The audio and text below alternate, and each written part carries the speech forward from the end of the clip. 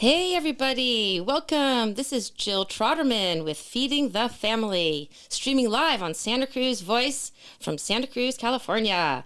So, can herbal plant medicine really address everyday common health issues like building immunity, fighting colds and flu, calming stress, or balancing hormones, while addressing also more serious concerns?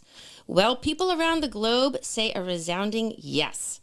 Herbal medicine has been used for thousands of years and continues to be used worldwide as a steadfast tool for healing and promoting wellness.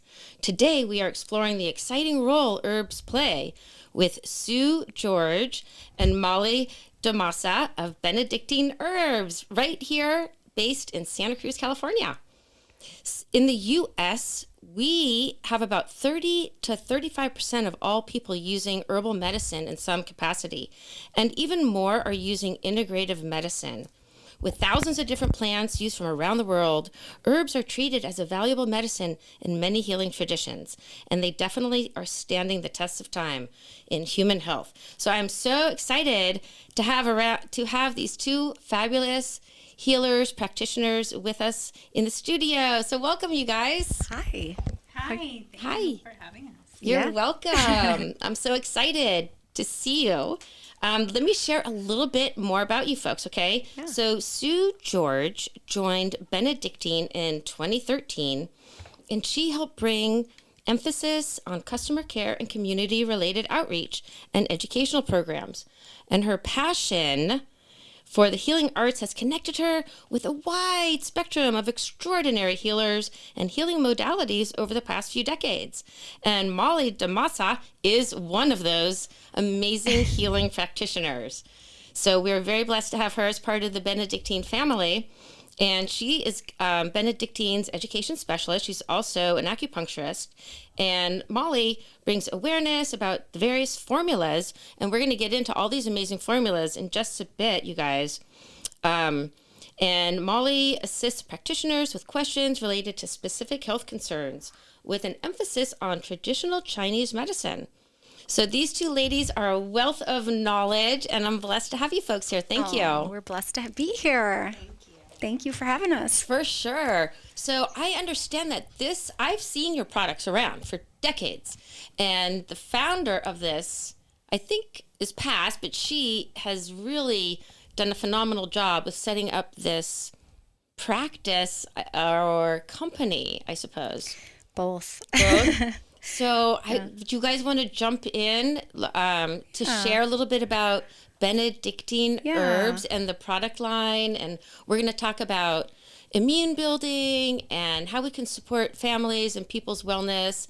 We're going to talk about acupuncture and all kinds of other fun things. Sure. So let's start off on this great business. Well, you mentioned that Martha may have passed away. She did. She passed away in December of 2012. And at the time, I had just found my way to acupuncture. So I was really looking forward to meeting her. I unfortunately didn't meet her because she passed away a couple weeks after I got up here, sadly. And I began working with her husband, who's an amazing force. If it wasn't for David, we probably wouldn't be here right now and advocating for acupuncturists and East Asian medicine. So it was, it's been a blessing to be able to be a shepherd and a steward of these products and be just, as supportive to the healing arts community here as I possibly can while trying to make change in the acupuncture industry as a whole. So that's terrific. So Dr. Benedict. Martha Benedict, Dr. Benedict, yep. Dr. Benedict. Yeah, so I guess the best way to start, such a beautiful story, is probably around the late 70s. There was a renaissance of women who were trying to create legalization of specific modalities such as midwifery and acupuncture. So at that time, if they got caught, either helping with a birth at home or putting needles and treating a patient, they would get arrested. So it was a very, very interesting time to be wanting to innovate the industry. And the woman that was the pioneer mother She was the trailblazer that legalized acupuncture in the state of California in 1984, I believe, or was a woman named Miriam Lee. I don't want to say her real name was Chinese, and I don't want to butcher it, but I'm going to say people knew her as Miriam Lee. And what happened was she led the way, and she was, I think, the first licensed female acupuncturist in the state of California. But what was really cool was that it all kind of occurred in the Bay Area. So there was this huge collective of first generation healers and that wanted to practice East Asian medicine and wanted to also do acupuncture, and they worked very, very hard and officially made it legal in the state. That's fascinating. And it was birthed there, and Martha was certainly one of those people that worked with Miriam Lee. It was like a collective, and then they subsequently opened the first acupuncture school in the nation, and that was in San Francisco, and it was the ACTCM school, which American College of Traditional Chinese Medicine, and that was Miriam Lee's project too. But that woman, single-handedly trained the first generation of healers in our industry, and so we have a lot to be grateful for. That was a big time, and at the time they just weren't making herbal products. There just weren't nutritional supplements like these types, especially with Chinese herbs. And so at that time we had people like Martha and Michael Tierra and Roy Upton and Holly Guzman and all these leading generational people coming to the forefront and creating products for their clients. Is really exciting. And so Martha was one of those pioneers, trailblazers, and she started making products that she wanted to heal and problem solve all of her clients individually. And that's how it all began. So it's an amazing story about making huge strides in a short period of time. It really is. I think the last time I looked on Wikipedia, acupuncture, I think has disparaging, I think to make, they don't respect it. It's still to this day. Even herbs still seem a little. Yeah, and just like you, educating people on the radio, I mean, that's really where it's been difficult. So yeah, because the 70s are obviously many decades ago, and still to this day, we still want to get herbs out into the healing as a proper healing modality to our friends and family. It's something that I've used in my family. And we know that from that statistic, 30% of folks are using it. And then who knew that it was illegal to do acupuncture back in the day? Yeah, it wasn't that long ago. Oh, at least, am I aging myself? Because I feel like it was yesterday. It wasn't that long ago. Right. So Molly, please share what your experience is with this whole. Well, just along those lines, I was recently at a continuing education course, and you give your acupuncture license number, to get your credit. And some of the people there had numbers in the, 200s. They're Nice. like, oh, your number, and so it's just interesting how, those people are still practicing and it's so new. And I think that people, as they learn about acupuncture and herbal medicine, are really grateful to have that as an option. But I do think that there is a lot of unknown, and I see it a lot in older people. They may be on a lot of medication and may be wary of, can I get acupuncture? Can I take herbs? Things like that. And, people that just are frightened by needles. Mm-hmm. These are not, you're not going and getting a shot. It's a very different experience. But I think that people have a lot of ideas that are not necessarily rooted in the actual experience of acupuncture or using herbal medicine. It's really true. Right. Mm-hmm. I mean, so here in the West, it's new, but obviously in Asia, it's not. It's been around for thousands of years. It's so very old. Right? It's so common. But I just mean locally here in California. But yeah, it's a very trusted and very respected modality in other parts of the world. Right. And what brought you two ladies to this world of herbs and acupuncture? How did it find you, or how did you find it? Well, I had a friend who was an acupuncturist a long time ago in Los Angeles, and I think I was having some digestive issues, or I had hurt my neck. I think I saw her for both of those things. And she was like, come to see me. And I was like, sure.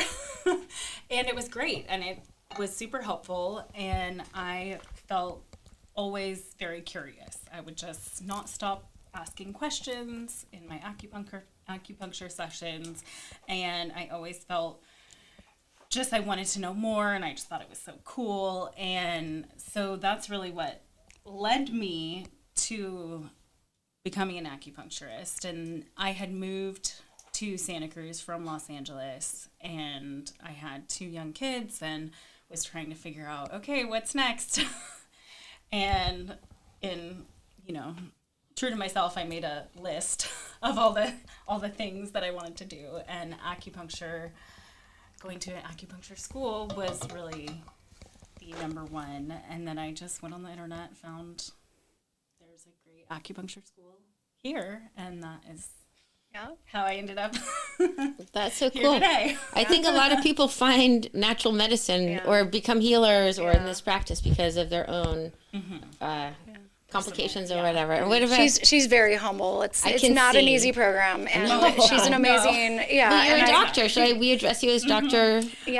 Mesa, not Miss Molly? This is thank you. It's pretty serious. Quite a long journey, and it was super hard and super great, but absolutely challenging. And I think I have 4 kids now. I had 2 in the program, and there were several times towards the end where I was like, I don't think I can do this anymore. But I was too deep, and so I did it. But it's absolutely, we're expected to know everything. We have to know in California specifically. I'm not sure about the other states because I'm licensed in California, but we are considered primary care practitioners. So we have to know both the traditional Chinese medicine and the Western biomedicine to pass our exams and all of that. And I was in school for 6 years. Right. That's pretty legit. And I think that's really important for people to hear, because I think people hear things like herbalists and acupuncture or NDs, and they don't take it as seriously as maybe an MD. And I would just really want to honor that practice. And then I want to ask you, Sue, also, but I also want to know the interesting correlation between traditional Chinese medicine and the use of herbs. So it seems like that definitely goes hand in hand.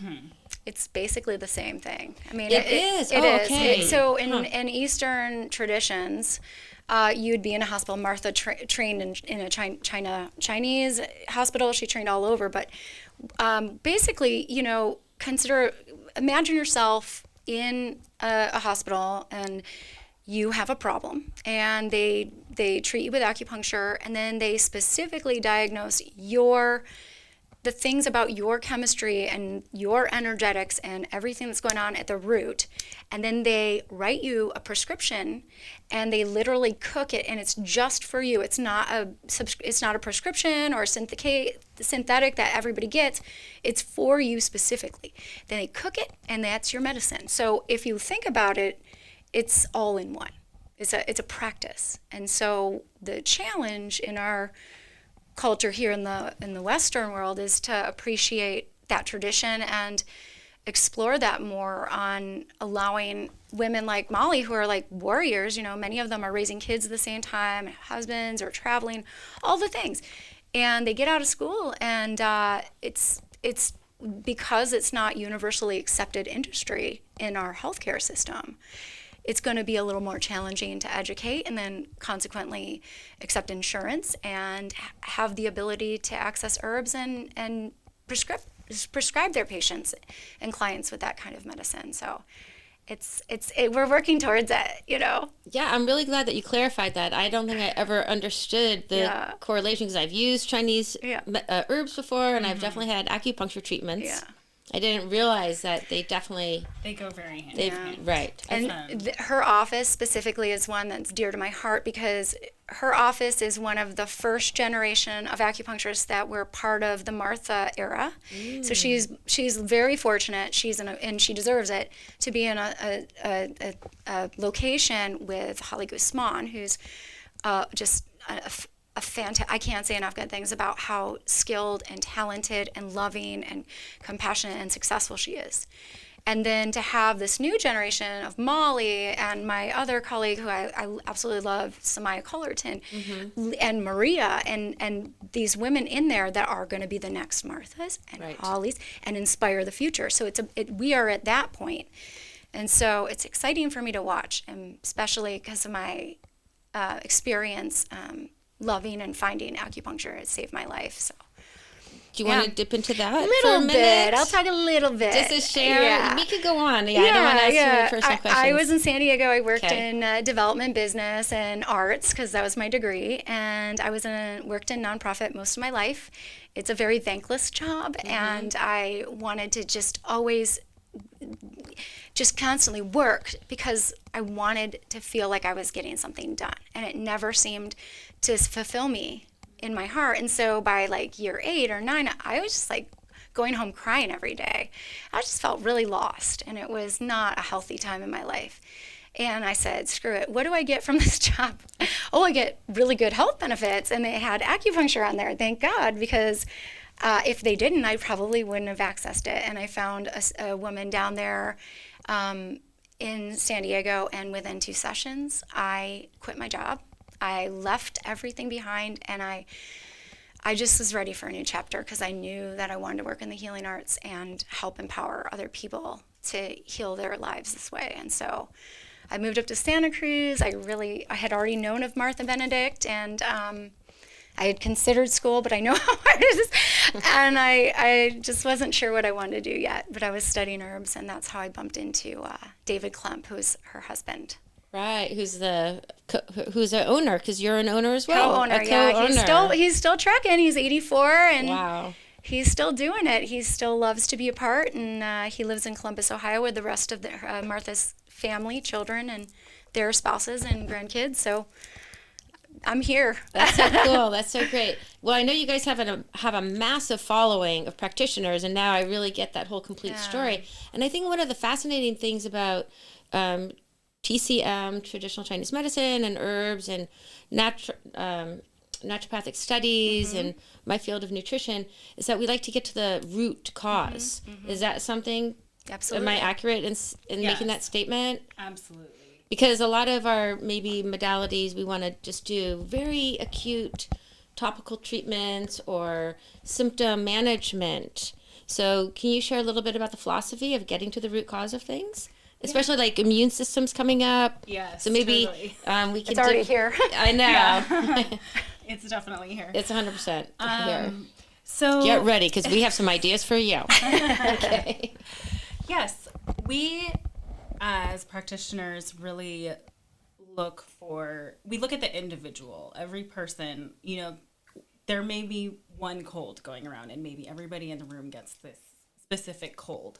But each person is bringing something else to the table as far as their constitution or what they're more prone to or ways that that sickness is going to influence them. And so we speak to the individual. Our appointments are very thorough where we ask lots of questions, we feel pulses, we look at tongues, and that's a way of diagnosing the individual person, and then we can give them the appropriate acupuncture treatment for them. Not every person is going to get the same points for the exact, they're not going to all present the same, and they will get an individual point prescription for themselves. And same with herbs. One person might have more of a wet cough, and another person may have more of a dry cough. And so we look into specifics, and then, that would be a virus kind of thing, but maybe someone comes in or a group of people come in and they're tired, tired throughout the day, tired when they wake up, these kinds of things. And we just really look at patterns. It's a pattern-based medicine. So we say, we do our thorough intake, and then we get an individual diagnosis and then treat the individual. And so sometimes we are treating something maybe like with the cough, that's not their constitution, but we are also looking at, are they more susceptible to this type of thing and supporting that.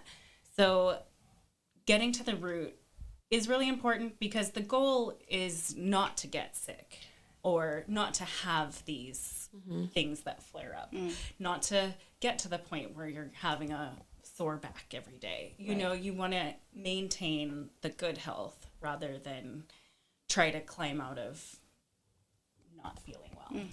Gosh, that sounds like a breath of fresh air just to like do preventative care, right? Because I think we might be missing out on that a little bit. Yeah, and I think it's something that I try to practice with myself. It's something I try to practice with my family. We all use herbs. Most of us use acupuncture. The little two aren't that into it yet, but they do. They all take herbs, and we just try to, because you can see, right? You can go to school and you can see, I hear a cough there. I hear a cough there. We're gonna boost the immune system, and Benedictine herbs are a staple 100% in my house. I'm so excited to have you guys here. This is like one of my favorite topics, I think, is like plant medicine and herbs. And so when we get back with Sue George and Molly, Dr. Molly, let's talk some more about immune building herbs. Because that's something people can actually purchase over the counter. Through your beautiful website, and you have this gorgeous catalog that I have in front of me.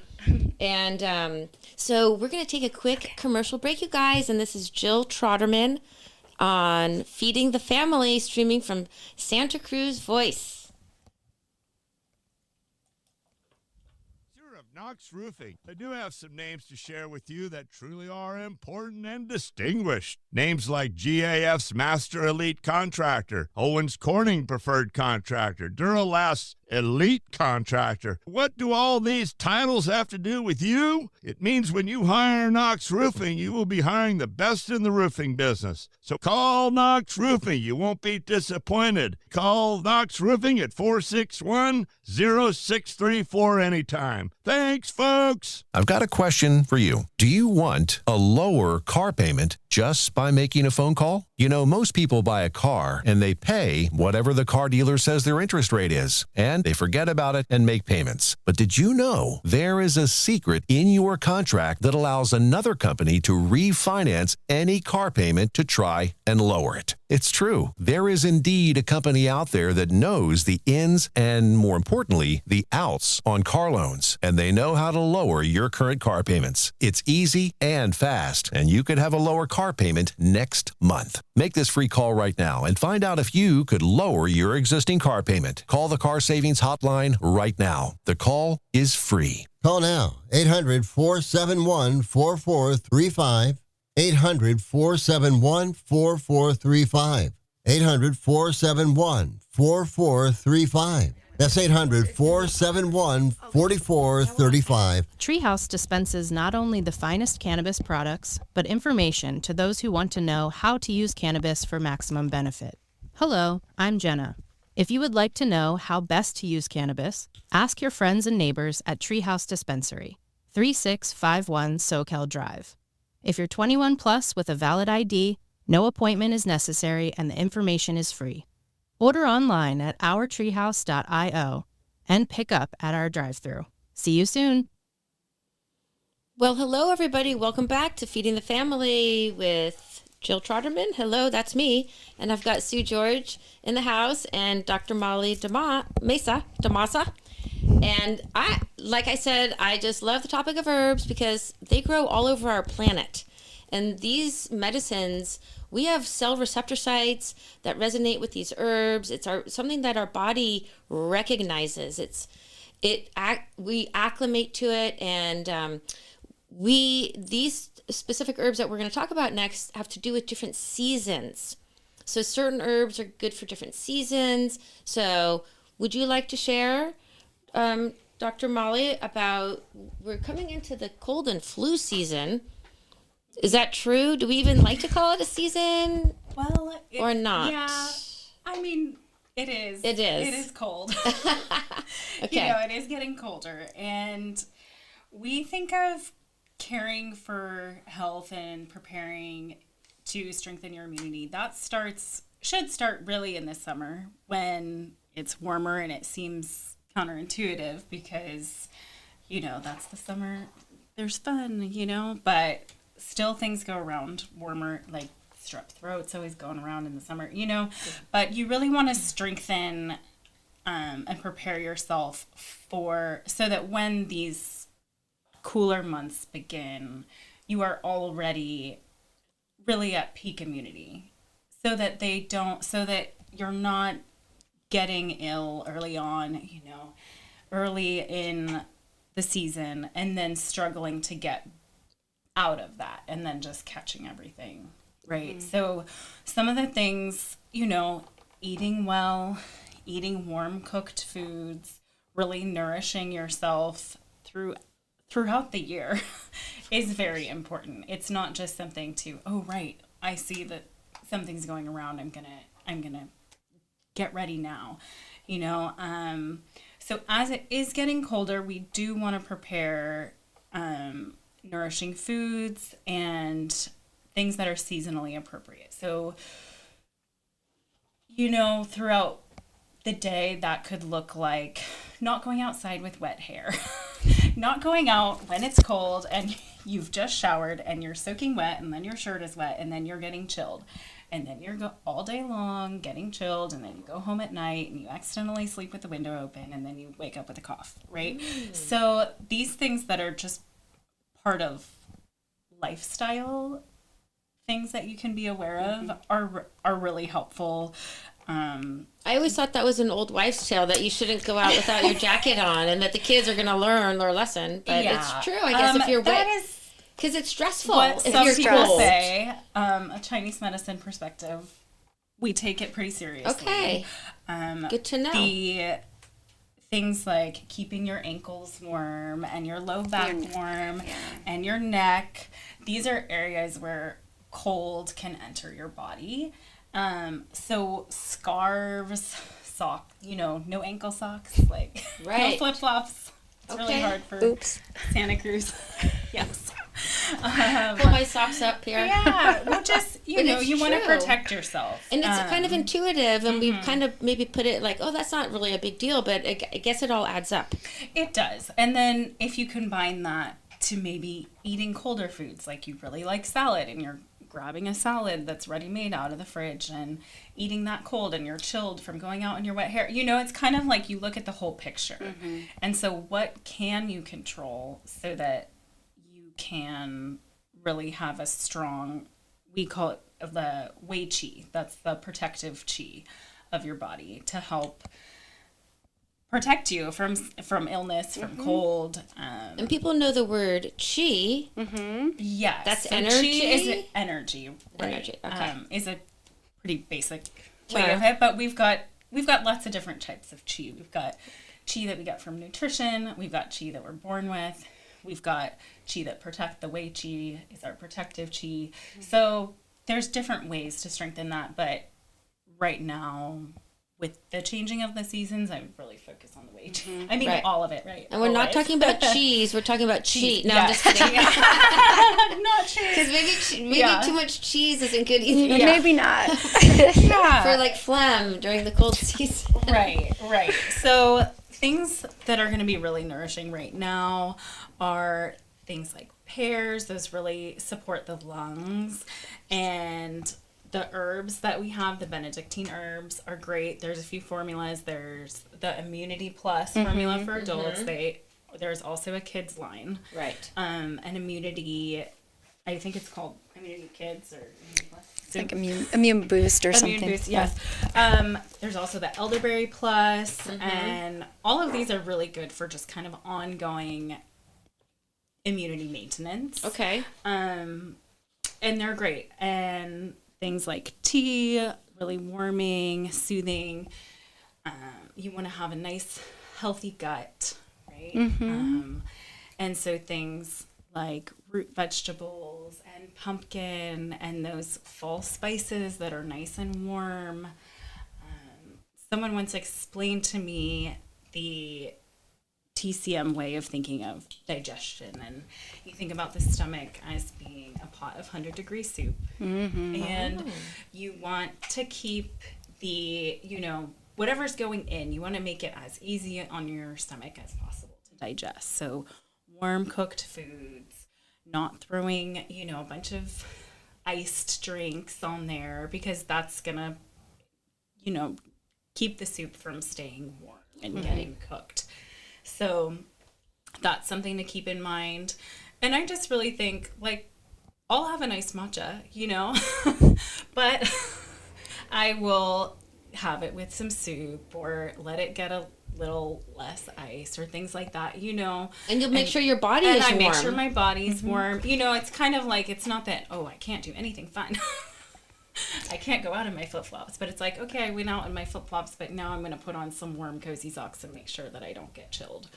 And I'm going to take my herbs, and I'm going to drink my tea. Get good sleep. Yes. And lots of really good water. Yeah, and all these things I think they all add up, because it's like a perfect storm sometimes, when it's not just the hair, it's not just the bad digestion, it's all of it together that you weaken or lessen your resilience to Absolutely. things, right? Sue, what do you think? Yeah, I think that's basically, it's very simple. You take care of yourself, and your stomach, your cauldron in there is really important, especially in this practice. But in general, like the stress in your stomach, it weakens the immune system. So you're going to want to take those calming herbs as well. Like, always focus on all areas of you, but remember, like, that stomach area at this time of year is really important. It really is. Okay, so fermented food and these warming things, so warm foods, all the pumpkins and the orange root vegetables. What's in season, basically? Yeah, it's pretty easy. It's kind of like go traditional. with nature. Exactly. Right? So simple. It's intuitive, simple. And some of the good spices would be what? Like cinnamon, ginger. Turmeric. I was just talking with a colleague of mine, and she was like, if you think about it, pumpkin spice lattes make sense. Yeah. Cloves are really good, too. Like all those warming. Yeah. These are warming things. Are really good for nourishing. And some of these in your immune formula, do you want to just drop a couple like fun herbs for fun? Oh, there's so many. We do a lot of fruity body mushrooms, but the word that like I'm addicted to is adaptogens. Yes. And I don't know if that's like a fad word, but it's basically any herbs that create balance and support throughout your body based on your constitution. So they are really important, and I think that's a very good way to start if you're going to take herbal medicine, to start with adaptogens like your mushrooms like reishi and shiitake, and then there's some Chinese herbs in there, wuwezi, which is my favorite, one of my favorite ones, and it's Cassandra berry. It's very bitter and tart, but all these elements together is why Martha make these comprehensive formulas. They were kind of not really understood by just traditional acupuncture practitioners, because she had studied every type. She was a naturopathic doctor, and then she was an OMD, and then she was worked as an acupuncturist, and then she was studying tribal herbology and Ayurvedic herbology. So she realized that there were some balancing herbs in there that could amplify these traditional Chinese formulas. And so that's why you'll see things like a warming agent in our Shuanshan Lian formula, which is a very cold kind of, we call it the antibiotic of the Chinese formulas, right? But it would go into your stomach and it would just chill it, right? So you'd have, I feel like diarrhea and like cold stomach, and it was like yuck. Nobody wanted to take it, so she put in cinnamon and coriander and orange peel and avodia, and just she even added elderberry because it's more tasty. It's and that's the other thing is getting people used to the taste of like bitter herbs, because they are so good for you. Right. So I love all the, mushrooms are really big, and there's a reason, because they adapt to your body and they support your strength and your stress and all the things that you have to adapt to as you go through life, especially in our culture. So Right, like yeah. ashwagandha. I love ashwagandha and eleuthero and all of them. All of those are great. So adaptogens. So working on the stomach, getting the digestive system really under control, and then building up with these good. I say pick 5. building herbs. Pick five of your, you call them your allies, and you just work with those because there's so many. It can get confusing. So I'd say keep it simple at first. Right, especially if you try to pronounce some of them. But people can understand the Latin ones, I'm sure, right? Yeah. Like rhodiola, people know aloe vera, Yeah. shiitake. Well, we speak in I some always say Latin and Schisandra, but yeah. Schizandra. I think it's Schisandra. I can never say it right, but it's a bear. Wuwitsa. That's how I just know. Yeah. Now, what about yeah. things like so Eleutherococcus and astragalus and echinacea? Should we take those herbs before you get sick, as Dr. Molly was sharing, or can you take those when you do come down with a cold? I think you can do both, but Okay. I would recommend speaking with a practitioner if you're going to just use a single herb like echinacea, depending on your constitution. These are your people to talk to, that because it's not taught in the Western medical system. So, and it is a natural way, but sometimes a single can be a little bit overwhelming to your body. So that's why you'll see a complex formula and you'll be like, oh, there's so many herbs and I don't know. But they're actually harmonizing each other and there's less of each component. So it kind of goes in gradually and kind of harmoniously.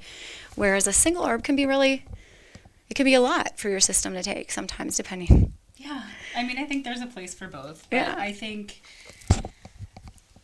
it depends also how much do you want to take, right? So if you get sick, do you want to just focus on what you need to take? Like I take sort of my maintenance herbs, right? Whatever's going on with me at that time. Right. I'll take some herbs. Like, what are some maintenance herbs? Well, can you just share? The heart, blood, spleen is a great one. I Oh, take yeah. heart, blood, spleen. Heart, blood, spleen. That is like a really, I just think of it as like nourish. Right. It's a really nourishing to your blood, to calming to your heart, energizing. It nourishes your spleen to give you day-to-day energy. So that's something I take regularly. I am running around all the time. I get frazzled, I over. Sure. I just have Wait, a are lot you a to normal keep it- person? Yeah. Exactly. Wait, Like, okay. I have a lot to think of, and so my brain will get going, and my body will be going, driving all over Santa Cruz and things. And this is a really nourishing formula that I feel like helps support me through the day-to-day energy, helps quiet my brain a bit. Totally. And just, it's very uplifting to me. Wow. So that's something I take regularly. That would be like a maintenance thing. Okay, and But it tastes great because they it gave me a does. sample of it. It's delicious. And Right. I think that's one thing about the Benedictine line is the formulas really taste delicious. Right. And I mean, some more than others, but overall, Definitely. I get great patient compliance. It the could be product. 100%. I mean, this Yeah. could be a barrier to entry if you, because I've had traditional Chinese medicine where I had someone, a person I knew, he was an acupuncturist, and he made this great formula, and I was like, oh my God, like, Right. I don't think I can drink that. And I think a lot of people kind of stop there. Right. But Martha clearly was so brilliant that she got that. We could use the Western herbs to make things taste good. Exactly. Because otherwise people aren't going to do it. What's really important is spreading it out to as many people that will appreciate it and then realize, oh, natural herbs, like herbs are food. I can just take this and feel good, most of the time. And then when Right. I really have an acute pathogen, I'll be stronger to deal with that. Yeah, and I wish people would take herbs more seriously, that it really can combat so many of these health conditions that we do have, and take it more seriously than dealing with allopathic medicine only. Right? Because that's pretty much symptom, or I don't want to get into that, but right. Yeah, exactly. Yeah, I think it, just in terms of patient compliance, what we were talking about, like when you get sick, do you take all of this? I think kind of like Sue said, keeping it simple is good. I think especially when you're not feeling well, it can be really difficult to even just take the herbs that Yeah. that I know I need. You know, I'll be like, I feel lousy. I don't want to take this, but I know it will help me. You know, so I think just kind of lowering what, Yeah. you know, doing what's appropriate for you to get through that time. And, then And feeling we're- a little yeah. better, getting back to the big routine, you know. We're working harder and harder right now. The industry in and of itself wants to take care of each other, and so we're collaborating nationwide right now, and it's going to be good. Tell me about that. Tell our listeners who are listening. Yeah, it's exciting. Your I'm vision, a essentially. super acupuncture Chinese herb nerd, but Yeah. one of our main manufacturer, who's an amazing man, and he lives in Eugene, and he manufactures many herbal medicines, and he's been doing it for a long time. He and a series of founding members, including Benedictine, created an organization, and within less than a year, what we've been managed to do is kind of bring all of the state associations of acupuncture and all the big associations that kind of develop the schools and how the education and the outreach and the community education, so like the broader audience, and the legal side of it, like lobbying. And I think where we're headed is very quickly we'll start to see more integration of acupuncture and herbal medicine and universal healthcare. At least that's what I would really love, so that it makes it more accessible, you know, and not so confusing. And it's a big deal, you know. It's another Renaissance period where people are coming together as a collective, because we know that we do better when we're together and we're all friends. And this industry is just full of people who just really love to help and heal and educate. And I think that's basically all that all I've ever wanted to do too. So That's terrific. It's I mean, 'cause beautiful. it's one thing to know that how great these things are, and these herbs have been used for thousands of years, and we've adapted to them. But there is, especially in Division. the United States, there's resistance from like the insurance companies, I would imagine, and pharmaceutical companies, Western doctors, and competition. Well, it's complicated. I know a lot of doctors who love herbs and say, "Oh yeah, take some herbs," but then there's a lot that oftentimes they're not educated to advocate for herbs as well in their programs. Right. And doing more studies, because I know, let's see, I used to do research for the Center for Nutritional Psychology. Nice. And I did it on herbs in particular. Awesome. And so there are studies, but not a lot. So I think that would help also that we could get you guys could get some funding from like the NIH. Yeah. And it should be easier for people to feel safe and protected when they get out of college and spend all this money to become what they want to do, which is an acupuncturist. They will have more support as far as getting jobs and having access to lots of patients right off the bat. And then they'll be able to educate the true, authentic version of acupuncture, which is herbal recommendations, because they'll have a whole apothecary. And I would say Molly's office is one of those success stories, which she should be proud of a success story of an acupuncture clinic that has an apothecary. And they've been able to adequately educate and share that information. People are taking it, and they have all kinds of lines. I don't know. It's great. Yeah. So you guys work collaboratively, not competitively. It's the only way I want to work from now on. Yeah. This is like a real renaissance, like you said. It's like a revolution in healthcare. And I feel so honored that I can be in Santa Cruz, where this is really a mecca for the healing arts, for alternative medicine specifically. Like I told you, this is basically where everything kind of came together legally for acupuncture in the state of California. So just incredibly passionate, intelligent, wise, researched, just amazing people in that practice that are like renowned, and they're all here, I see that, and I see that we are in a mecca. Maybe I take that for granted sometimes, because I suppose if you went to other parts of the country and you did want to get an acupuncture treatment and go to a fabulous apothecary, maybe it's not there. Is that true? Hopefully more and more will pop up. I think they are rolling them out. around. Yeah, I think as people are educated and learn about what's out there, the schools, my office is right next door to a school, and there are students, and they're, right.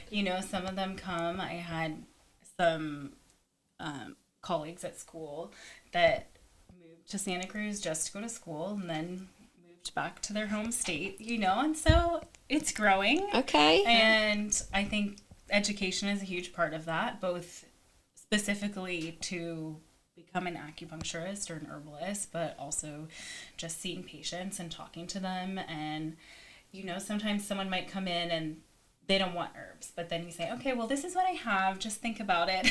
Why? Do they already have a preconceived notion I think in their some people brain? do. I think, cost can be a factor, I'll say for sure. I see.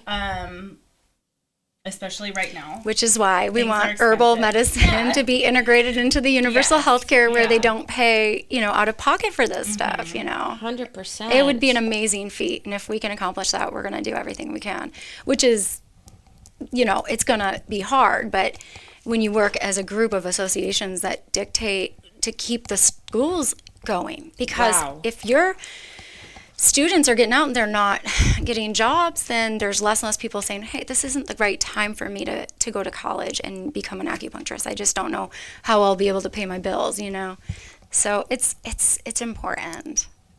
Yeah. So good. And what can you share with young families and how they can incorporate herbs into their lifestyle today? Some take-home messages. Well, I think talking to your kids about it Okay. is great.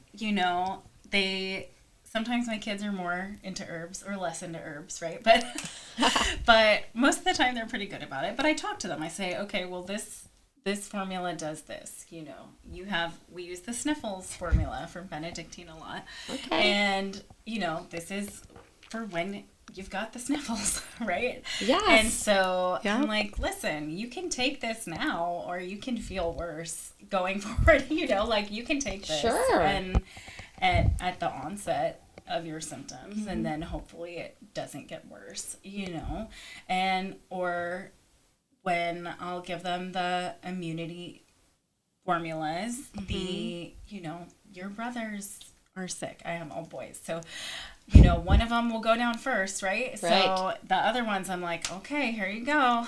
Start Immune 'em early, support. Like, moms. you see that one? 100%. You don't want that, Right.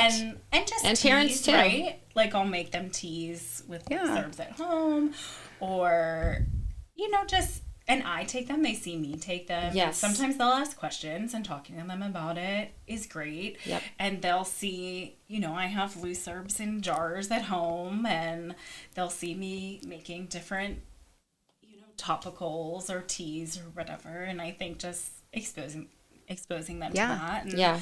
I do have the luxury of bringing them into my office, which I'm Nice. so grateful to be a part of. And my littles, every time they come in, they sit at the tall chairs in front of the big herbal cabinet, and they want to see, okay, I want that one, and we'll talk, okay, that one does this and that one does this, and you see how that one looks like that, Right. And so I think just talking to them and incorporating it into your life, like food, right? Yeah. We talk about food, Sure. we talk about nutrition. That's a big part of it, And kids want to know, I think. They are, They're so inquisitive. they Yeah. love nature so Yes. deeply, and it's interesting. Like I'm seeing it more and more, and obviously Santa Cruz is just really ahead of the game as far as moms using herbs and taking herbal medicine and getting it for their kids and starting them early. But like for anybody listening in the state, anywhere in the country right now, it's so important to just start simple, but like integrate it because they love it, and it teaches them that earth and nature is just so calming and balancing, and it'll get them into a routine. I mean, it's a great time to discover how you connect with earth. It's so, to me, it's therapy and wholeness, all just being out in the garden or helping your mom, plant a few herbs or plants, I'm a beekeeper, so I that's my, some people have a green thumb. I do not. I have a bee thumb. But it just gets me into a zone of like being with Mother Earth and just really appreciating my life and simple things like that, which bring you joy. And joy brings you healing. It certainly does. And I like the connection to nature. I think that's what our society is missing a lot, and we're Nature. yearning for it, especially with our youth and the kids are sick. Like the statistic right now is like 54% 4% of our kids have a chronic illness. I know. Like, I mean, That is crazy town. But with that, I just want to leave everybody on a really positive note that there are so many wonderful healing modalities out there, including traditional Chinese medicine, acupuncture, the Benedictine herbal lines. They have, 20, 30 formulas and it's oils and salves, and they're coming up with new things. Call me, I'll hook you up. Samples. Your website is benedictineherbs.com. Yeah. And it's just beautiful to have you both here. Thank you so much. I'm for so having happy that we us. could come. You're awesome. Thank you. And to learn all about these great herbal formulas, like I totally geek out on all these things. Like, I don't know all of them, of course. I mean, there's so much we can teach people about acupuncture. We could be here all day, like night, maybe the next day. Maybe one day we'll have you back and we can do deep, like educational dives into like 5 key herbs and really do like a sciencey talk. Because this is kind of like an over. And by the way, needles are not scary. Like not. they don't hurt. Like I know a lot of people too. That was funny that you brought that up, but it's true. Yeah, I mean, it's just whenever people hear, or connect when they hear needle or connect when they hear herbal medicine. Right. I think we're We're here to change that perception. That is so good.